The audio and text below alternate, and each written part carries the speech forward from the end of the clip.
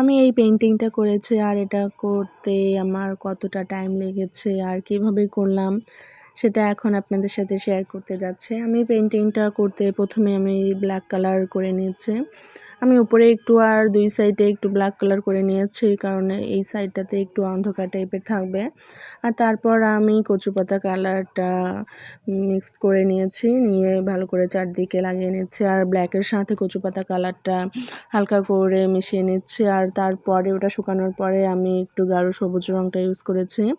আর তারপর আমি পেন্সিল দিয়ে আমি এঁকে নিয়েছি যে আমি কিভাবে কি আঁকবো, আমি সেটা হালকা একটু ড্র করে নিয়েছি।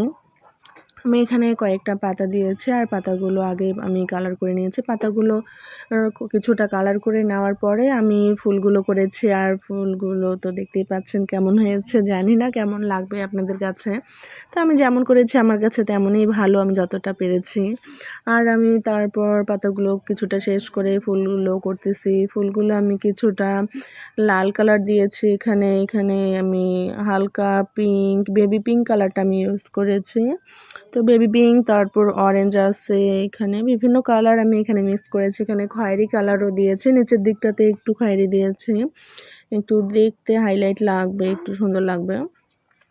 আর আমার এই পেইন্টিংটা করতে খুব বেশি টাইম লাগেনি, তবে আমার লেগেছে, আমি তো টাইম হিসেব করতে গেলে আমি এখানে 3.5 ঘন্টার মতো আমার টাইম লেগেছে এই পেইন্টিংটা করতে।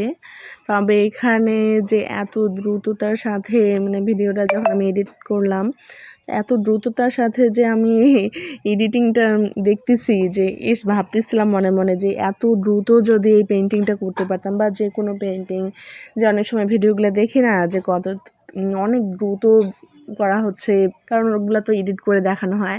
তো ঠিক ওইভাবে যে অতটা দ্রুত যদি পেইন্টিংগুলো করা যেত, আর এই ডিটেলসগুলো করতে যে এত টাইম লাগে, আমার হাত কাঁপে এই ডিটেলসের কাজগুলো করতে। বিশেষ করে ছোট ছোট যে ডিটেলসগুলো থাকে, মাঝে মধ্যে একটা দাগ টানবো সেটাতেই কয়েক মিনিট লেগে যায়। তো মাঝে মধ্যে একটু ভয়ও লাগে যে এভাবে দিলে হবে, ওভাবে দিলে হবে কি না। তো তাও করে ফেলি, আস্তে আস্তে ট্রাই করি, অনেকটা ট্রাই করেছি সুন্দর করে করার জন্য, যতটা পেরেছি ভালো করার ট্রাই করেছি, যেমন হয়েছে তেমন।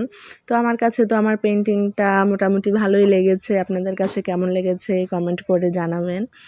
আর আমার এই নিচের দিকটাতে অনেকটা ফাঁকা ফাঁকা লাগতেছিল, এখানে পরে আমি কয়েকটা ঘাসের ছবি এঁকে দিয়েছি। আর একটু পরে আমি ভাবলাম যে এখানে একটা ফুল থাকলে ভালো লাগবে হয়তো, তারপরে ওখানেও একটা আমি ফুল এঁকে দিয়েছিলাম। তো ওখানে আমি ড্র করে নিই পেন্সিল দিয়ে, এমনিই তুলি দিয়ে করে নিয়েছি।